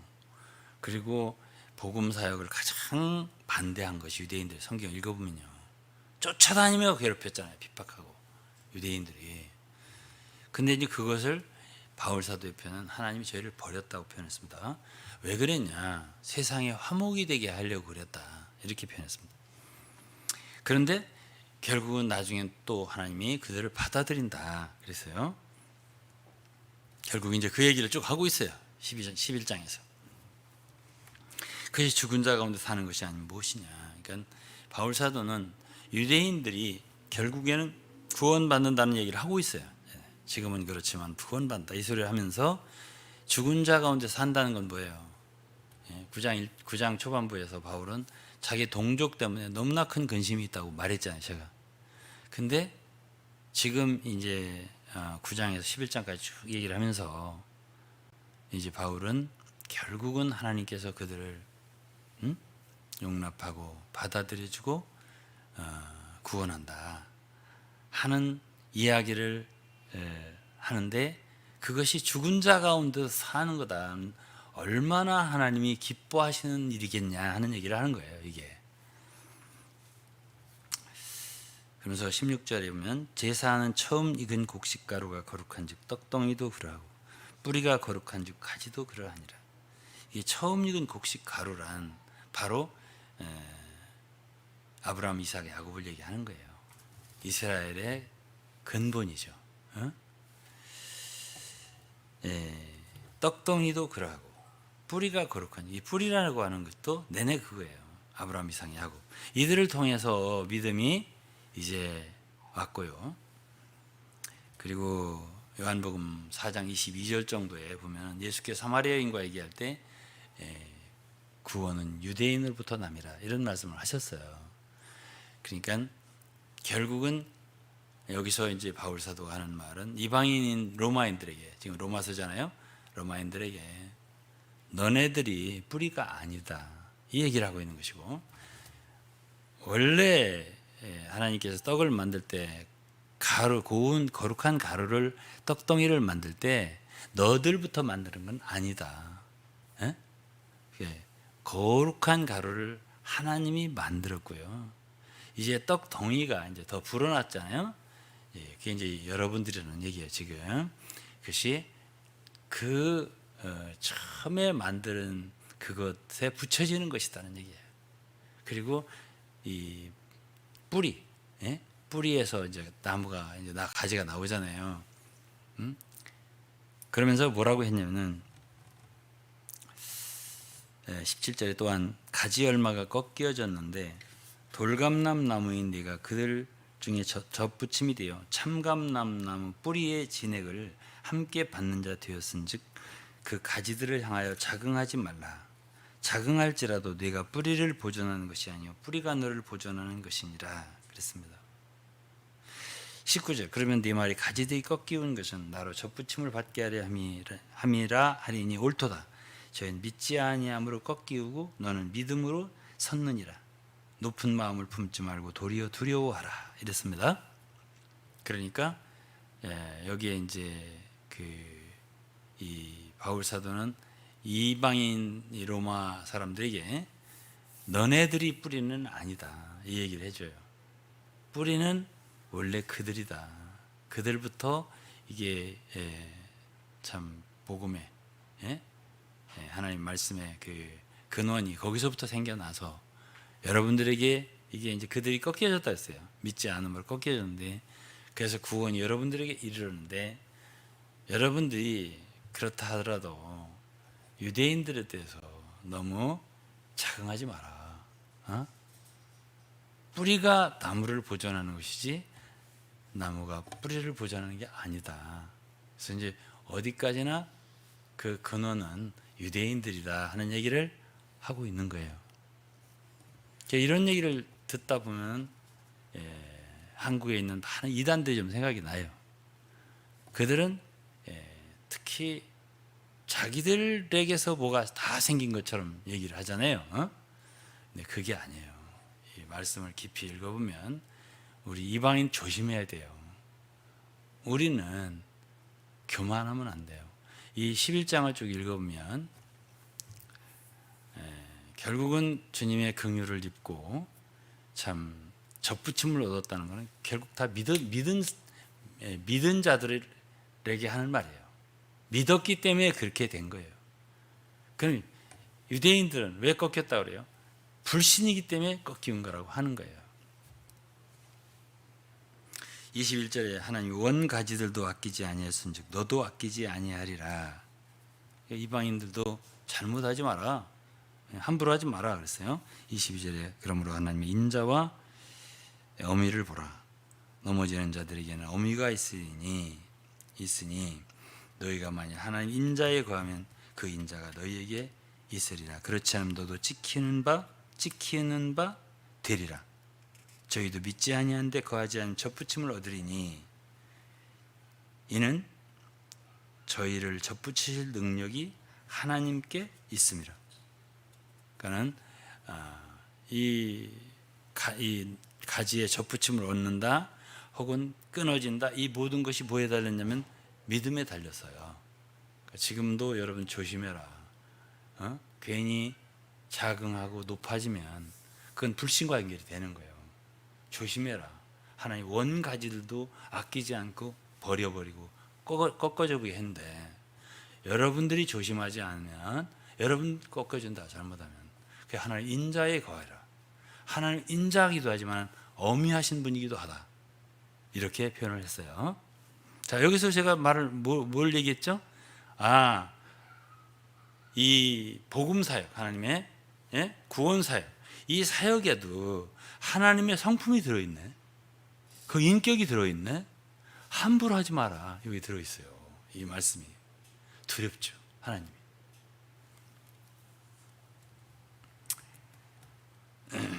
24절 네가 원 돌감람나무에 찍힘을 받고 본성을 거스려 좋은 감람나무 접붙임을 얻었은즉 원가지인 이 사람들이야 얼마나 더 자기 감람나무에 접붙임을 얻으랴. 유대인들을 너무 이렇게 지금 핍박하고 뭐 한다고 해서 무시하지 마라. 그들은 원래 참 감람나무였다. 그게 꺾여졌지만은 접붙여지면 이방인 너네들, 원래 우리는 돌감람나무인데 참 다행히 덧붙여졌는데 조심해라. 걔네들은 회개하면 척 원래 그 감람나무니까 잘 덧붙여진다. 이렇게 바울이 얘기를 하고 있어요. 그러면서 25절 형제들아 너희가 스스로 지혜 있담을 면키하여 이 비밀을 너희가 모르기를 내가 원치 아니하노니 이 비밀은 이방인의 충만한 수가 들어오기까지 이스라엘의 더러는 완악하게 된 것이라. 그리하여 온 이스라엘이 구원 얻으리라. 기록된 바 구원자가 시온에서 오사 야곱에게서 경건치 않은 것을 돌이키겠고 내가 저희 죄를 없이 할 때에 저희에게 이루어질 내 언약이 이것이라 함과 같으니라. 언약이 있어요. 이들은 28절에 복음으로 하면 저희가 너희를 인하여 원수된 자요 택하심으로 하면 조상들을 인하여 사랑을 입은 자라. 이게 양면인 거지. 28절이 결코 이해하기 쉬운 절은 아니에요. 지금 현재 복음 전파를 할 때에 저희가 너희를 인하여 원수되었다. 거의 원수 지경에 이르를 정도로 유대인들은 믿는 이방인들을 핍박하고 있단 말이에요. 그렇지만은 택하심으로 하면, 이 복음으로 하면 택하심으로, 이 두 가지요. 택하심이 있기 때문에 그들은 조상들이 있지 않냐. 제가 아브라함, 이삭, 야곱 했잖아요. 그때 하나님은 언약을 세웠잖아요. 그 후손들에게 이렇게 내가 회복할 거라는, 축복할 거라는 이런 언약이 있기 때문에 조상들로 인하여 사랑을 입은 자라고 했습니다. 그러니까 저들이 언젠가는, 지금 저러고 있지만 그거는 이방인들에게 긍휼을 베풀어서 그들의 많은 사람을 구원하기 위한 그런 하나의 경륜이고, 지금은 그렇게 하고 있지만, 그렇게 할 때 자기는 그랬어요. 자기는 이방인의 사도인 나의 직분을 영광스럽게 여기는데, 그건 왜 그러냐.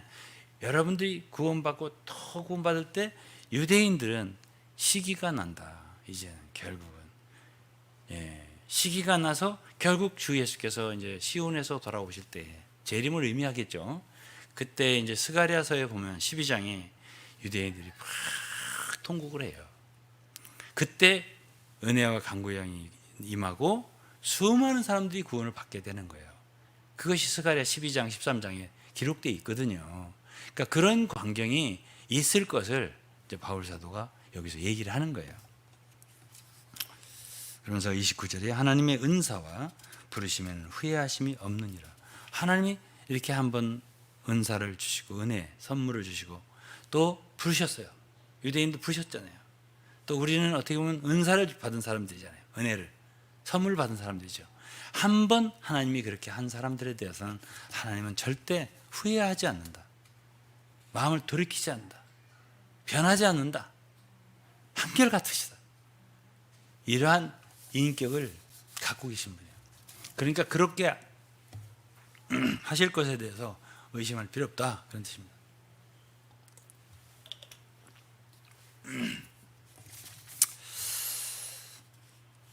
30절 너희가 전에 하나님께 순종치 아니하더니 이스라엘이 순종치 아니함으로 이제 긍휼을 입었는지라. 31절 이와 같이 이 사람들이 순종치 아니하니 이는 너희에게 베푸시는 긍휼로 이제 저희도 긍휼을 얻게 하려 하심이라. 하나님이 모든 사람을 순종치 아니한 가운데 가두어 두심은 모든 사람에게 긍휼을 베풀려 하심이라. 그런 여기서 이제 복음에 대해서 순종이라는 말을 썼어요. 제가 지난주에 복종이라는 얘기를 썼잖아요. 믿음과 복종. 이게 정상적인 믿음은 순종을 말하는 거고, 거기에는 또 겸손이 있는 거예요. 자긍하지 말라 그랬잖아요. 예? 믿음 안에 거하는 사람들은 자긍하는 사람들이 아니에요. 우리만 믿음 있다, 우리만 구원이 있다, 우리만 교회다, 이런 자긍하는 태도 있잖아요. 그러면 믿음은 날아가 버려요. 믿음은 어디에 임하냐면요, 낮은 데 임해요. 마음이 낮은 데 임해요.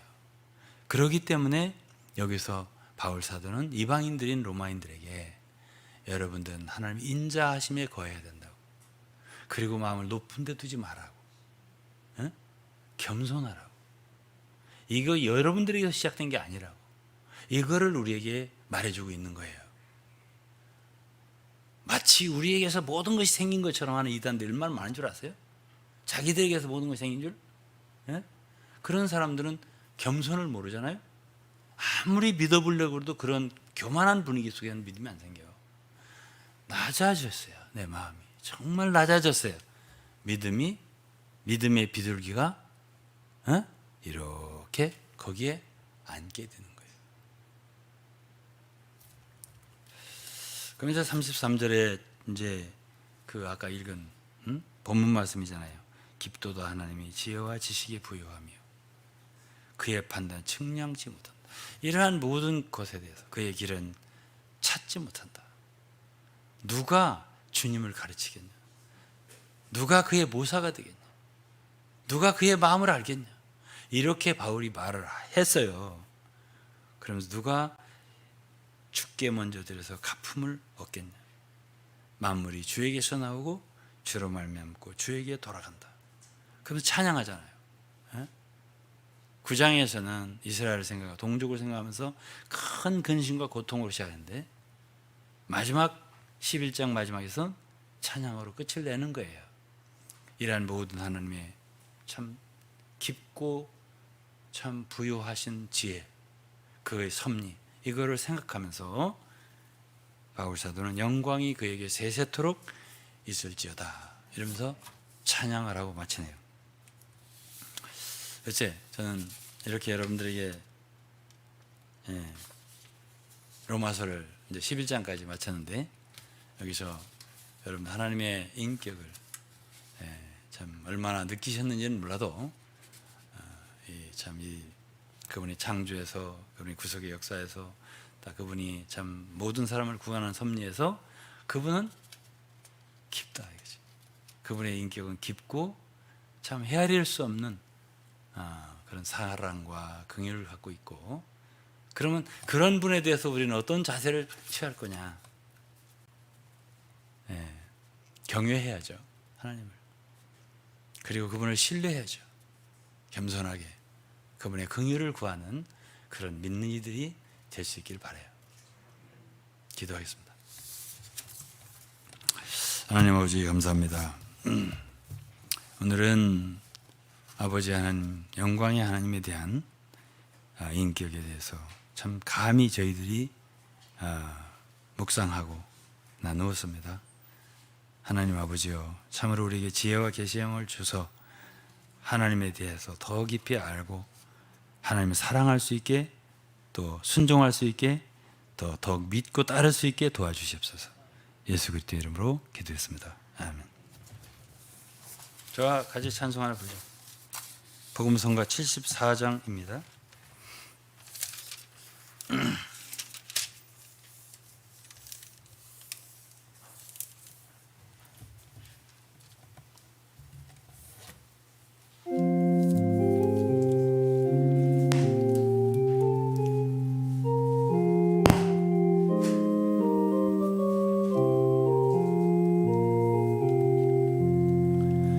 넓고 깊은 주의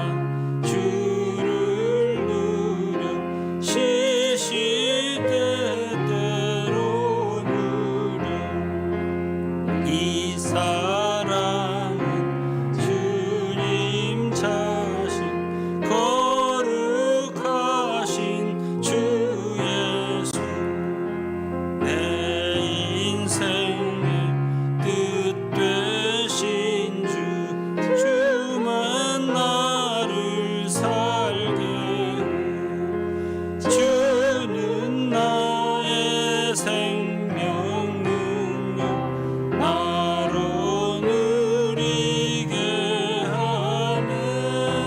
나는 주의 사랑의 대상 주의 대상일세.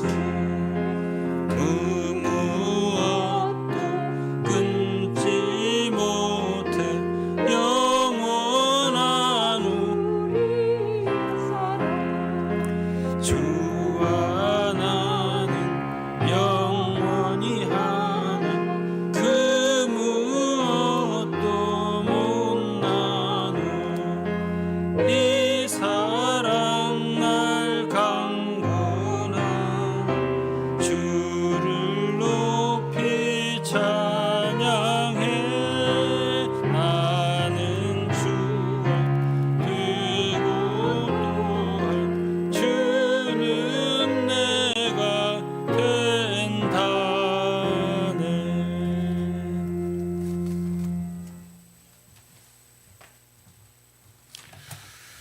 우리 이어서 찬송가 304장입니다. 찬송가 304장 그 크신 하나님의 사랑 함께 찬양하시겠습니다.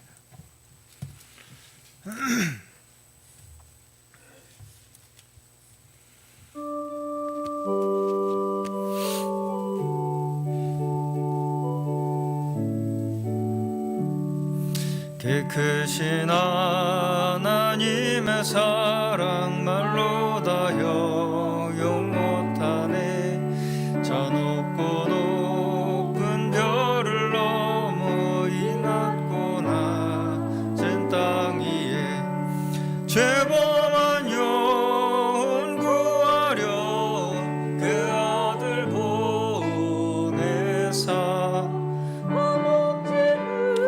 삼으시고 죄 용서하셨네. 하나님 크신 사랑은 증량 다 못하네. 영원히 변치 않는 사랑 성도여 찬양하세. 괴로운 시절 지나가고 땅 위에 영화쇠할 때 주 믿지 않던 영혼들은 큰 소리 외쳐 울어도 주 믿는 성도들에게 큰 사랑 베푸사 우리의 죄 사했으니 그네 이즈가멘. 하나님 크신 사랑은 증량 다 못하네. 영원히 변치 않는 사랑 성도여 찬양하세. 하늘을 두루마리사 바다를 몸을 삼아도 한없는 하나님의 사랑 다 기록할 수 없겠네. 하나님의 크신 사랑 그 어찌 닿을까. 저 하늘 높이 쌓아도 채우지 못하리. 하나님 크신 사랑은 증량 다 못하네. 영원히 변치 않는 사랑 성도. 하나님 크신 사랑은 증량 다 못하네. 하나님 크신 사랑은 증량 다 못하네. 영원히 변치 않는 사랑 성도여 찬양하세. 아멘. 하나님의 그 크신 사랑은 우리 인간으로서는 측량할 수 없는 것이고 우리가 상상할 수도 없는 그 영원이라는 세계 속에 그 하나님의 사랑은 변치 않으신다는 것입니다. 저는 현대인의 생각을 좀먹고 있는 것이 허무주의라고 생각하는데요. 허무주의가 무엇이냐면 그 어떤 것도 옳다고 말할 수 없다 라고 생각하고 싶어하는 하나의 이 생각체계예요. 그래서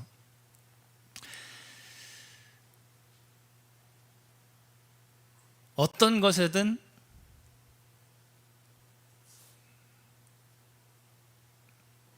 의심을 하고 어떤 것이든 그 속에 있는 어떤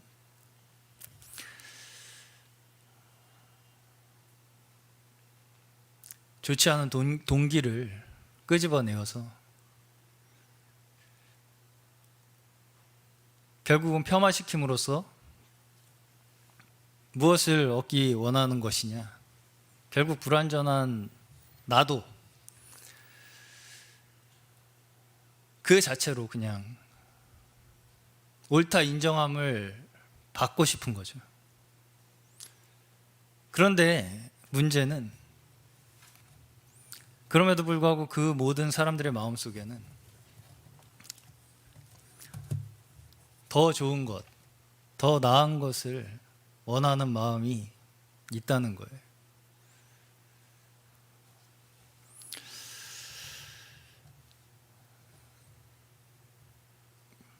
하나님을 의심하는 것은 창세기에서 사탄이 하와를 미혹할 때부터 있었던 사건입니다. 그것이 무엇이었냐면 결국은 하나님의 인격에 흠집을 내는 거였어요. 하나님도 완벽하지 않고 그 속에 네가 모르는 의도가 있을 거야 라고 하는, 이 세상에 완벽한 게 없어 라고 생각하게 하고 싶어하는 그 어떻게 보면 악한 영의 조작이라는 거죠. 이 모든 것들이, 그래서 우리의 생각을 그렇게 좀먹어서 이 세상에 어떤 것도 완벽한 것은 없고 어떤 것도 완전히 선한 것은 없고 완전한 의는 없어 라고 생각하게 하고 싶어 함으로써 결국은 모든 인간들이 하나님의 존재 자체에 대한 의심을 하게끔 만드는 것, 그것이 이 사탄이 우리 인간들에게 하고 있는 계략입니다. 그럼 우리는 누구냐? 우리가 이 자리에 있는 것은 무엇 때문이냐라고 우리가 고백해야 한다고 저는 생각을 했냐면,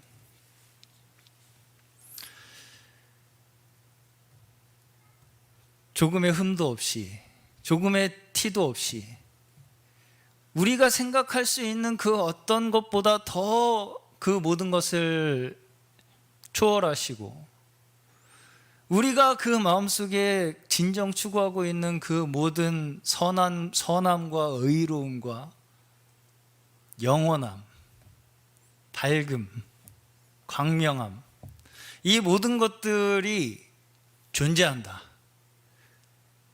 그것을 우리는 사모하며 그분의 이끄시는 그 인격을 우리는 믿고 따르는 자들이다 라는 것이 우리의 정체성이라고 저는 생각이 들었습니다. 우리의 마음속에 다시 한번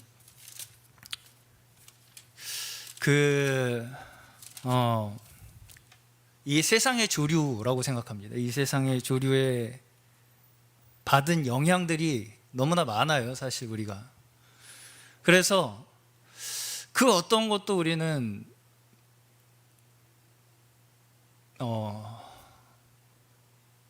믿으려 하지 않고, 어떤 것도 그 속에 무언가 의도가 있을 것이라고 막연히 의심하고, 그 생각들 때문에 우리의 마음속에 끊임없이 하나님에 대한 불신이 사라지지 않는 것입니다. 우리 이 시간 다시 한번 우리 마음 다하여 찬양하시면서 정말 진정 이 시간 그 온전하신 하나님의 인격을 우리가 만나서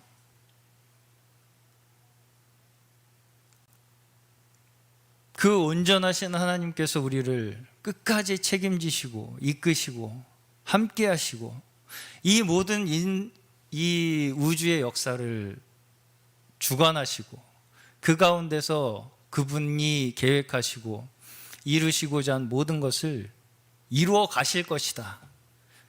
그 중심에 우리가 함께 있다. 이것을 우리가 다시 한번 정말 깊이 깨닫고 감사하며 살아갈 수 있는 저희 될 수 있기를 간절히 바라는 기도하는 마음으로 찬양하시겠습니다. 379장입니다. 내 갈 길 멀고 밤은 깊은데 함께 찬양하시겠습니다.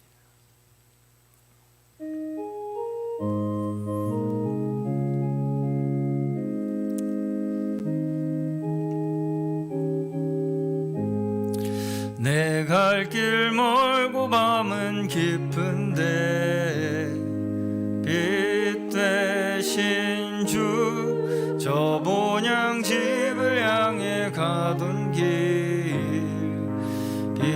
비추소서. 내 가는 길 달지 못하나 맨 한 걸음씩 늘 인도하소서.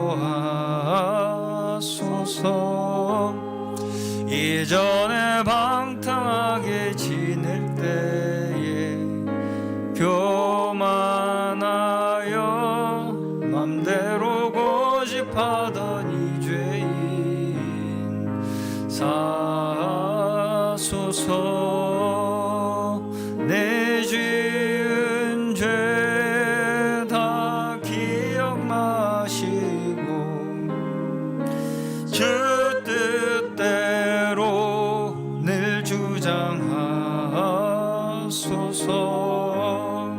이전에 나를 인도하신 주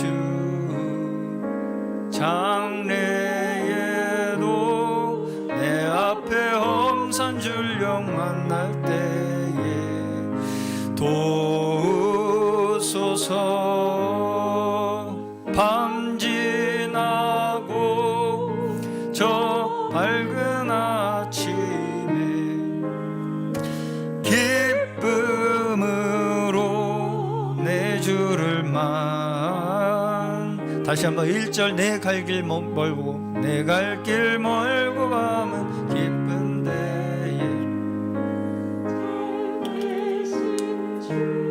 저 본향 집을 향해 가는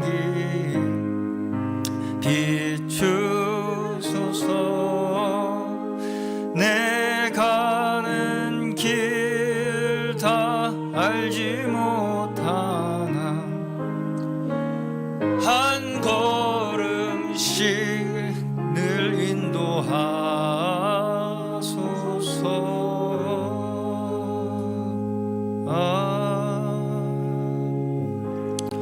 아멘. 그렇습니다. 우리는 우리의 삶을 한치 앞도 사실은 알 수 없는 자들이고 그 우리의 연약한 삶 가운데에서 하나님께서는 그 인격으로 우리를 책임져 주시고 이끌어 주시고 인도하여 주시는 분이시다라는 거, 그거를 이 믿음이 연약한 저희에게 그 온전하신 주님께서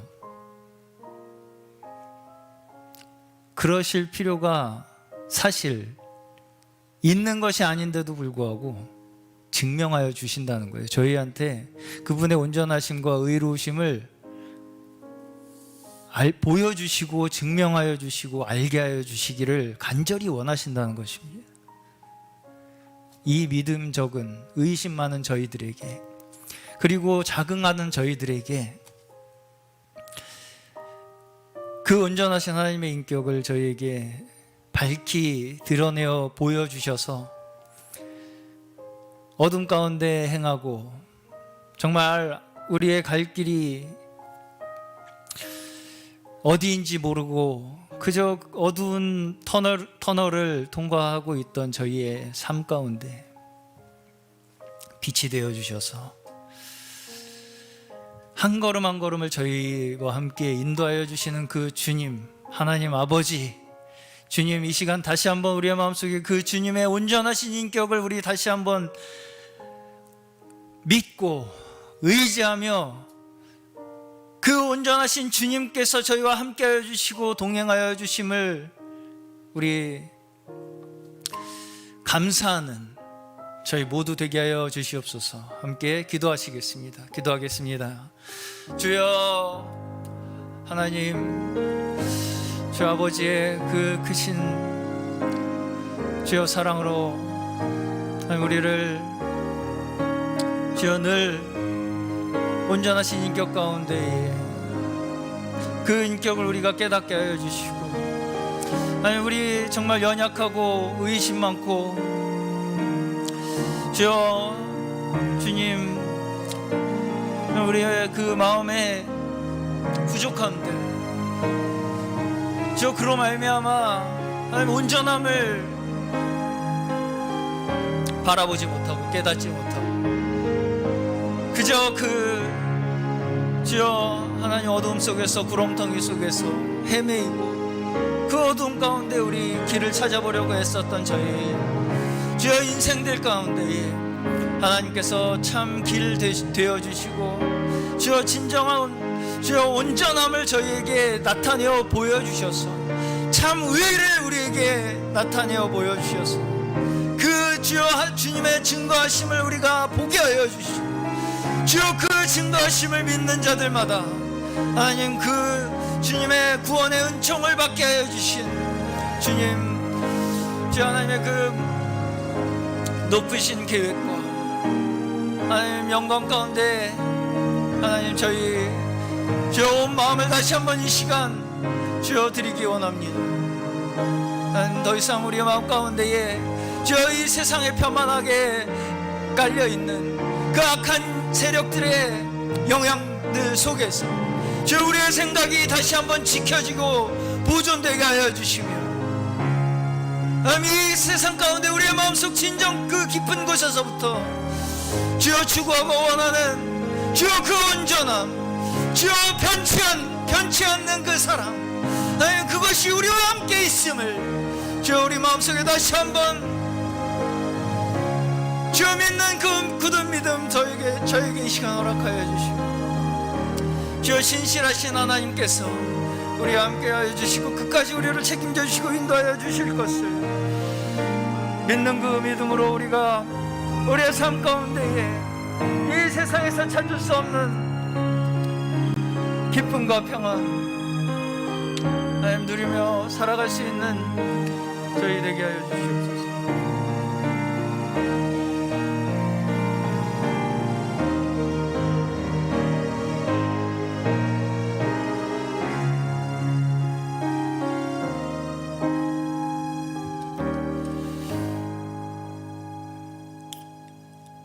하나님 아버지여, 저희들은 원래가 이방인이고 하나님 멀리 있었고 약속의 언약들의 외인이었고 참으로 돌감람나무였었는데 하나님의 긍휼로 또 이스라엘의 참 하나님의 믿음을 거절함으로 우리에게 이 축복과 화목이 넘어왔습니다.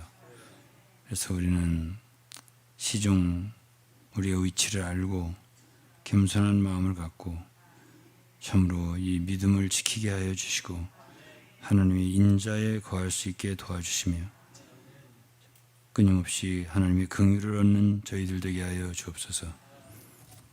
이제는 우리 주 예수 그리스도의 무한하신 은혜와 하나님의 극진하신 사랑과 보혜사 성령님의 감동하심, 교통하심, 충만하심이 오늘 이 자리에 예배에 참석한 성도들이나 또 각 처에서 각 집에서 하나님께 예배한 모든 성도들 머리 위에 지금으로부터 영원토록 함께할지어다. 아멘.